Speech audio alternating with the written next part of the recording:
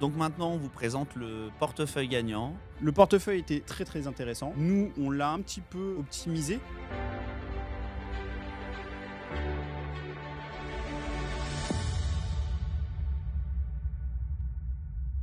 Bonjour à tous, je suis Victor de Louvainvest, conseiller chez Louvainvest. Je suis accompagné par Romain, conseiller chez Louvainvest Bonjour également. Victor. Aujourd'hui, on va analyser les résultats du concours que l'on a publié sur notre communauté il y a maintenant quelques semaines. L'idée étant d'analyser et de vous présenter la solution que l'on a considérée être la plus adaptée à la situation du client présenté. Alors, avant de démarrer, je vous invite à vous abonner à notre chaîne YouTube. Vous y retrouverez la totalité des vidéos que l'on met à disposition sur tous les sujets. Donc, vous avez des interviews de gérants de SCPI, vous avez les webinars que l'on a pu effectuer sur le démembrement, sur la fiscalité, etc.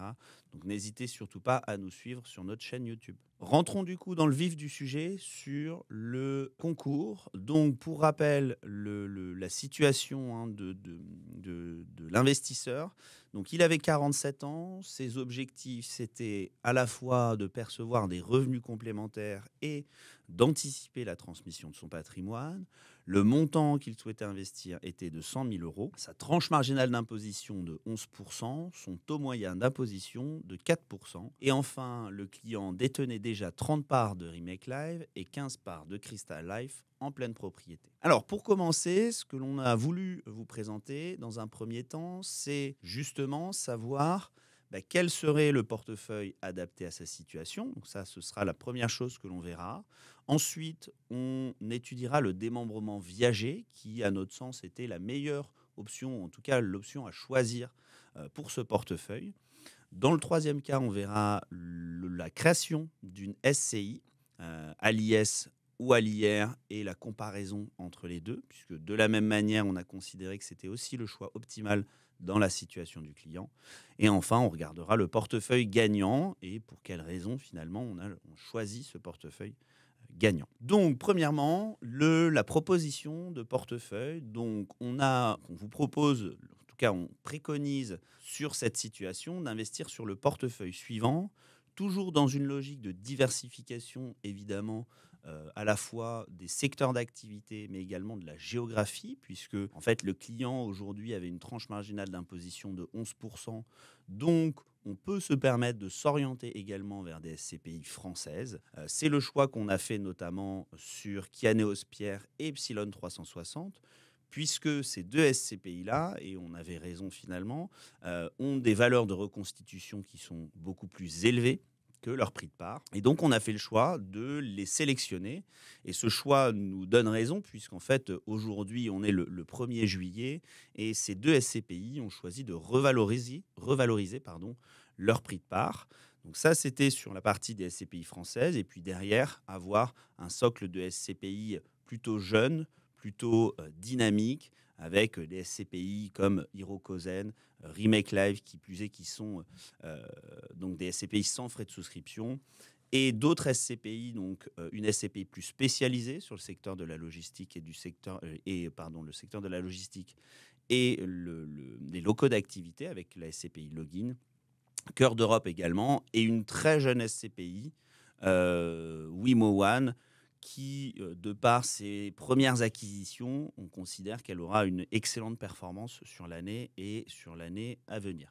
Donc le portefeuille au global représente donc d'une valeur de 109 236 euros, puisqu'il ne faut pas oublier que le client détenait déjà des SCPI auparavant, va générer un revenu donc mensuel de 599,74 euros. Cette performance est bien entendu affichée brute d'impôt, à la fois de fiscalité étrangère, mais également de fiscalité française, soit une performance de 6,59%. Par rapport à la sélection de SCPI, le bonus Louvre, donc le cashback que l'on reverse sur ce portefeuille, serait de 1 941 euros.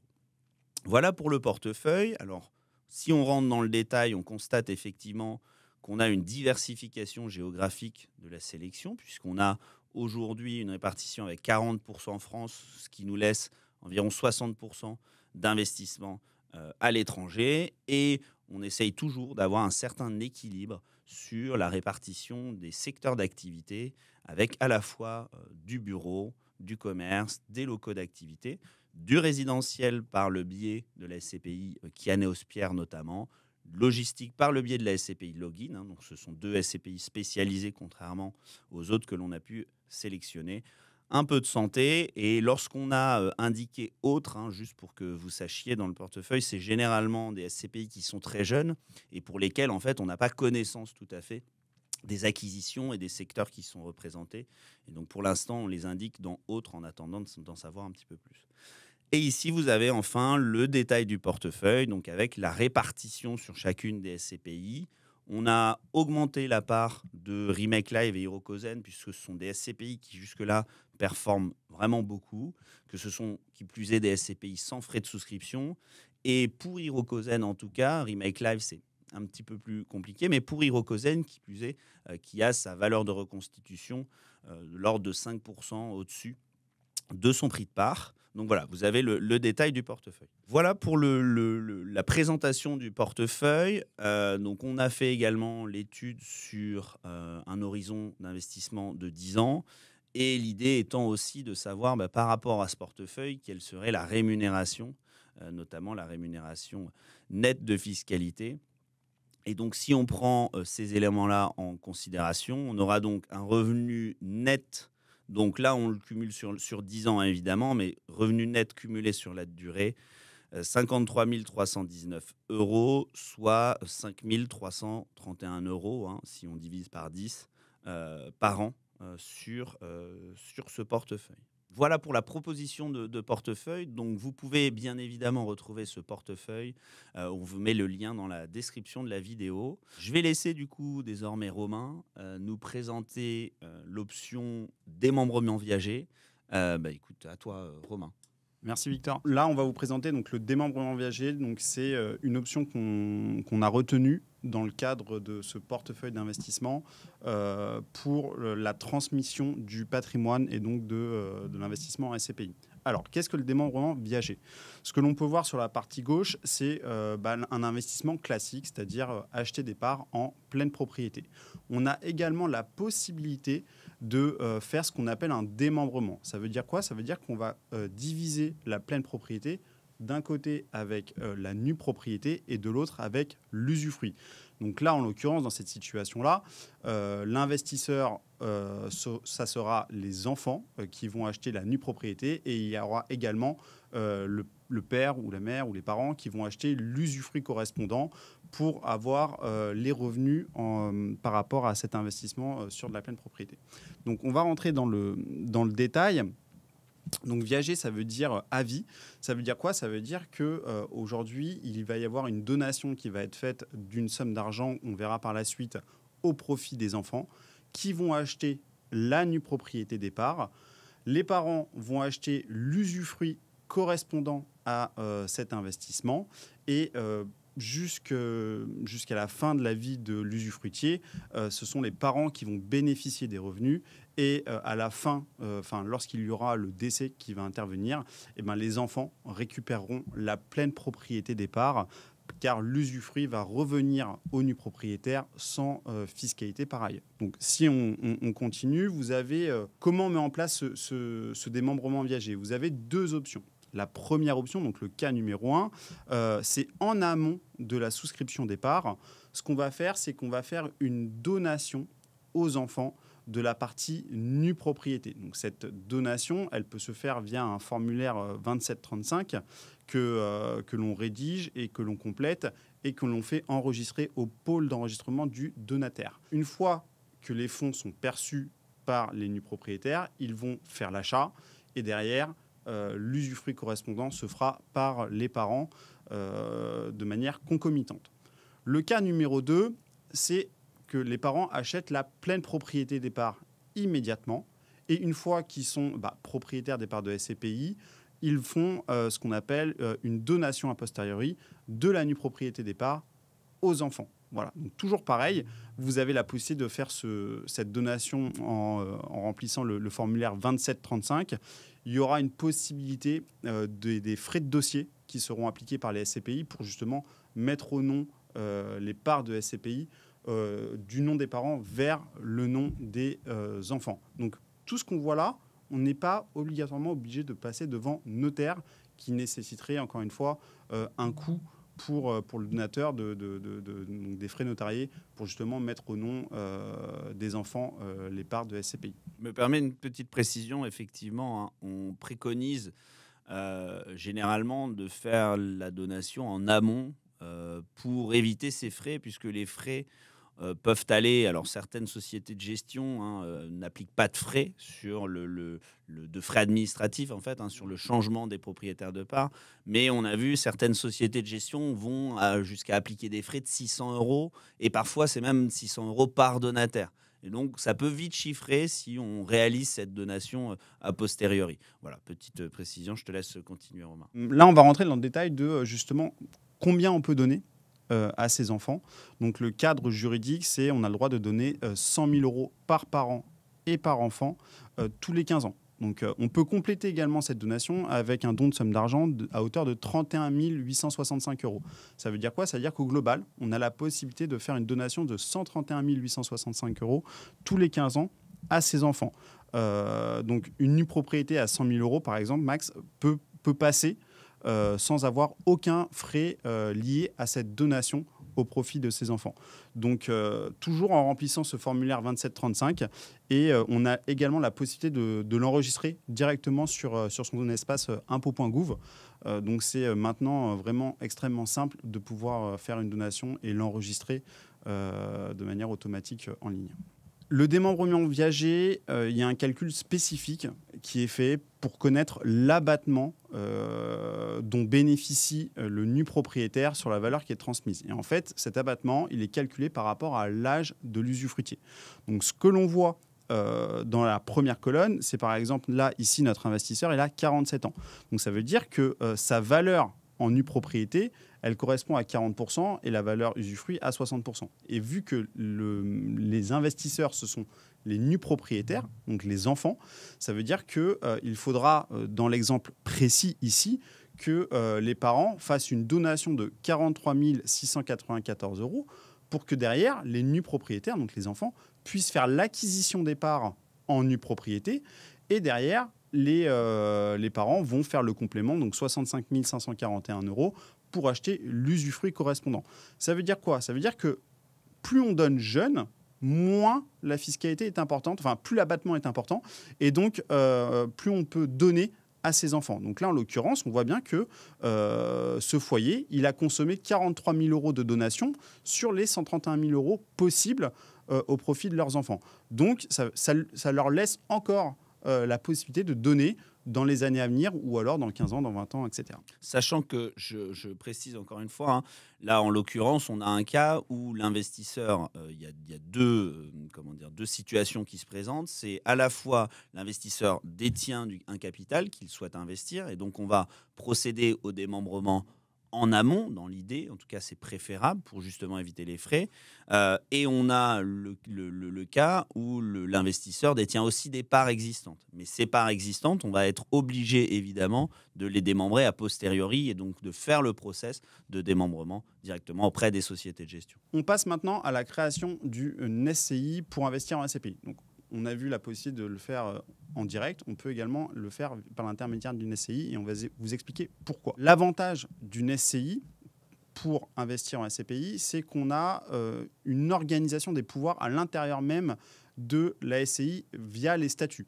Lorsqu'on rédige les statuts à la création de la SCI. Pourquoi? Ça veut dire quoi?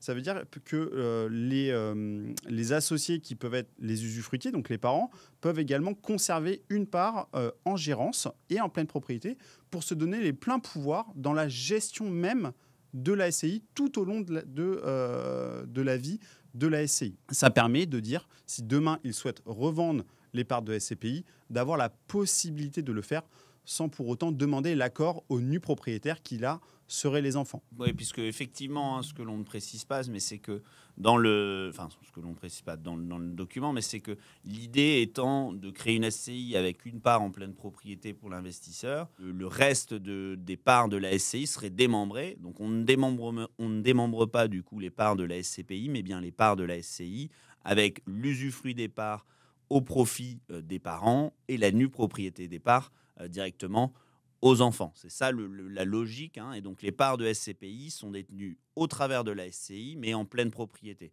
Donc c'est la SCI et donc le gérant de la SCI qui va prendre la décision de revendre les parts et donc derrière de pouvoir réaliser un autre investissement, etc. Donc on améliore effectivement ce pouvoir de gestion pour les parents. À ce moment-là de la vie, il a 47 ans, il souhaite acquérir des parts de SCPI, mais peut-être que dans 10 ou 15 ans, à la retraite, il aura un autre projet et conserver la SCI, mais revendre les parts de SCPI et donc avoir cette possibilité-là. Ce que l'on peut voir également sur le point numéro 2 et numéro 3, c'est qu'on a également, quand on détient une SCI, la possibilité de d'échelonner la donation des différentes parts. Et ça, on peut le faire également via ce qu'on appelle une donation de partage. Ça se permet de figer la valeur au moment de la donation. Voilà. Donc ça, c'est vraiment un outil de gestion. Plus que un investissement par l'intermédiaire d'une SCI, c'est vraiment un outil de gestion, la société civile. Et c'est pour ça que nous, aujourd'hui, on préconise de faire l'investissement à travers ce véhicule. On a mis en dernier point qu'aujourd'hui, une SCI, elle est de facto à l'impôt sur le revenu. On peut prendre l'option de l'impôt sur les sociétés également, parce que quand on est à l'impôt sur les sociétés, on bénéficie d'une taxation sur l'impôt sur les bénéfices de 15% jusqu'à 42 500 euros de revenus. Au-delà, on est à 25%. Et souvent, on est dans une tranche marginale d'imposition de 30%. Et donc, ça permet d'alléger la fiscalité lorsque l'on bascule à l'impôt sur les sociétés au sein d'une SCI. On va faire cette comparaison maintenant avec Victor qui va nous montrer tout ça. Tout à fait, effectivement. Donc la question qui se posait, c'est, puisqu'on a vu que finalement l'investissement au travers d'une SCI est plus logique finalement qu'un investissement en démembrement directement sur les parts de SCPI. L'idée était de dire, quelle est l'option la plus logique pour notre investisseur? Est-ce qu'on va s'orienter plutôt sur une SCI à l'IR, donc transparente fiscalement, avec une fiscalité qui est celle de l'impôt sur le revenu, ou une SCI à l'IS qui bénéficie du cadre de l'impôt sur les sociétés, avec généralement une imposition un peu moins forte, mais potentiellement une sortie de dividendes, etc. Donc la logique, c'était celle-ci, c'était de dire finalement quelle est la solution la plus adaptée. Et donc si on pose les calculs et qu'on regarde le portefeuille que l'on a fait pour notre client, avec donc la performance de 6,59, etc., quel sera le bénéfice in fine net d'impôt?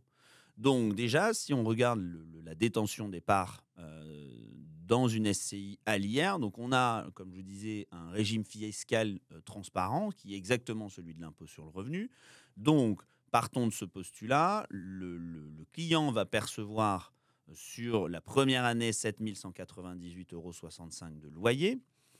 Vous avez 600 € de charges déductibles. Pourquoi 600 €? Puisque, en fait, on a les frais de constitution de la SCI qui vont venir en déduction des loyers. Et donc, on va avoir sur la première année, en tout cas, un résultat imposable de 6 598 €. À partir de cela, on a vu la répartition France-Europe. Alors, c'est bien entendu estimatif, puisque on n'a pas tout le détail et c'est basé sur les performances de l'année dernière sur les SCPI. Mais on va du coup estimer l'impôt sur les revenus français à 738 € et l'impôt sur les revenus européens à 975,50 €. Et donc, ce qui nous donne un résultat final de 4 885,15 €. Les frais de constitution ne s'appliquant que la première année, sur les années suivantes, finalement, on va avoir les loyers moins la fiscalité, ce qui nous donne le résultat de 5 329,35 € par an. Donc, on a vu le résultat final sur l'impôt sur le revenu, et donc on va le comparer à l'impôt sur les sociétés. Donc, quelle va être la différence? On voit que le loyer, de toute façon, les loyers bruts sont exactement les mêmes, puisque le portefeuille est le même. Sur la première année, en charge déductible, on a mis 1 000 €, correspondant à la fois à la création de la société, mais également aux frais de comptabilité. Puisque une SCI à l'IS, vous avez obligatoirement une comptabilité à suivre, ce qui n'est pas le cas dans une SCI à l'IR. Donc, on a un résultat imposable sur la première année de 6 198,65 €. Pour l'impôt français et l'impôt européen. Alors, ce qui se passe, c'est que sur l'impôt français, on va être sur un taux d'imposition à l'IS, à savoir 15% jusqu'à 42 000 euros de bénéfices et 25% au-delà. Ici, dans le cas de notre client, on est sur un taux d'imposition à 15%. Pourquoi on a une ligne d'impôt européen ? Tout simplement parce qu'il s'agit d'une estimation de la fiscalité étrangère payée par les sociétés de gestion. Puisque, pour rappel, dans le cadre d'une société à l'IS, les revenus générés par des SCPI européennes sont imposés évidemment dans le pays en question, et donc l'impôt est payé finalement par la SCPI directement, mais on n'a pas de nouveau une imposition qui est appliquée en France. Donc on a exclusivement l'imposition du coup qui est payée par la SCPI. Et donc ce qui nous donne in fine, si on prend en considération donc les loyers, le résultat imposable, donc moins les impôts, moins les charges, puisqu'il ne faut pas oublier que lorsqu'on a 1 000 euros de constitution et de comptabilité, ces charges, même si on va les déduire sur la fiscalité, ces charges, c'est nous qui les payons concrètement, donc ça va être sorti de la poche. Donc on constate in fine que le résultat sur la première année est de 4 175,35 euros et que sur les autres années, on a un résultat qui est de 4 909,31 euros. Donc globalement, juste en se basant là-dessus, on a un résultat net après impôt qui est plus favorable en détention sur une SCI à l'IR qu'en détention sur une SCI à l'IS. Donc il n'y a pas de logique de détenir ses parts, ou en tout cas d'opter pour le régime de l'IS. Il pourra faire ce choix plus tard, si jamais, évidemment, son imposition augmente, donc son impôt sur le revenu augmente, il pourra toujours avoir cette possibilité de modifier. Petit point également, juste pour préciser, qu'on n'est pas rentré dans le détail de l'apport en compte courant d'associé. Tout simplement parce qu'on n'a pas vu l'utilité, compte tenu du résultat finalement net des loyers. Il n'y avait pas besoin d'aller plus loin dans l'explication du compte courant d'associé. Mais sachez que on est à même de répondre à vos questions si jamais vous le souhaitez, lors d'un échange ou autre. On a vu SCI à l'IR, plus avantageuse. Donc, on opte donc pour une SCI à l'IR avec un démembrement viager des parts de la SCI directement et le portefeuille que l'on a choisi. Donc maintenant, on vous présente le portefeuille gagnant. Donc, je rappelle juste brièvement ce qu'on a vu au début de vidéo. Un investisseur de 47 ans, deux objectifs, à la fois la perception de revenus complémentaires et l'optimisation de sa transmission, un montant de 100 000 euros, une tranche marginale d'imposition de 11%, un taux moyen d'imposition de 4%, et il détient déjà 30 parts de Remake Live et 15 parts de Crystal Life. Romain, je te laisse continuer sur la présentation du portefeuille gagnant. Merci Victor. Donc comme tu viens de le dire, aujourd'hui, pour un investisseur de 47 ans et 100 000 euros d'investissement, nous préconisons la création d'une SCI avec des parts démembrées. Donc ça veut dire quoi ? Ça veut dire je crée la SCI, une part en pleine propriété et la gérance pour les parents. Et les parts de la SCI sont acquises en nue propriété par les enfants et l'usufruit par les parents correspondants.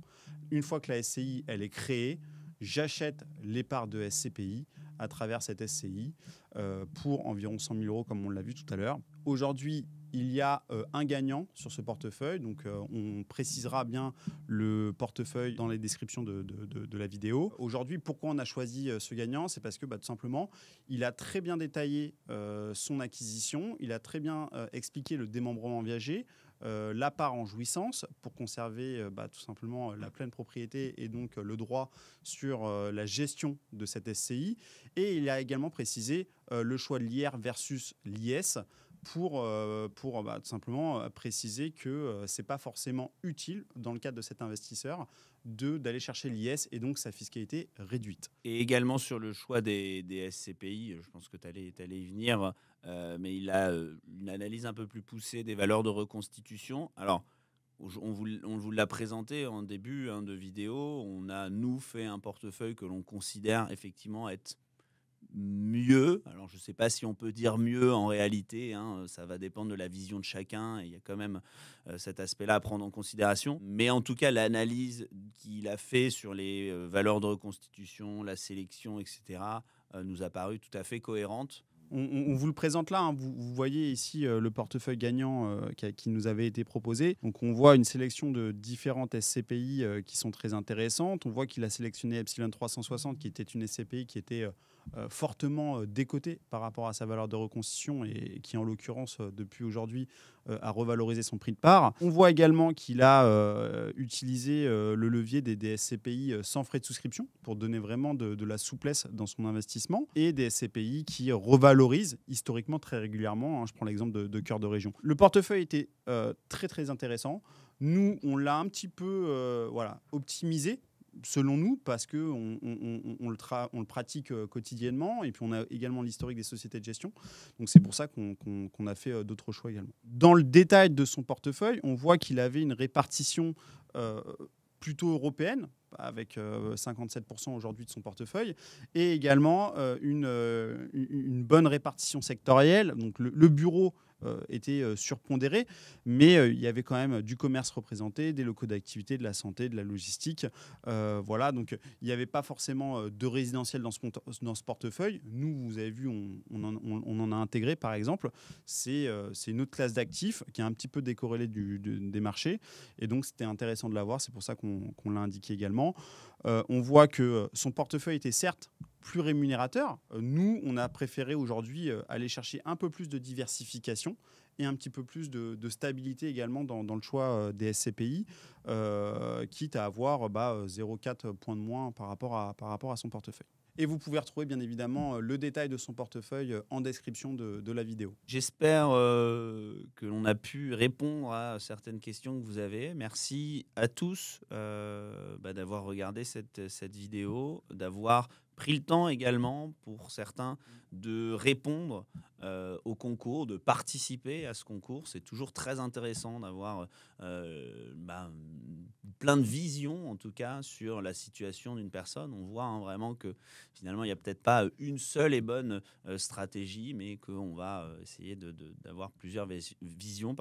D'ailleurs, si vous avez des cas concrets, précis par rapport à votre situation personnelle que vous souhaitez échanger avec nous, on est bien évidemment disponible avec Victor pour répondre à un appel ou un rendez-vous et vraiment se pencher sur votre situation personnelle. Merci Romain, merci à tous, et puis on espère à bientôt sur Louvainvest.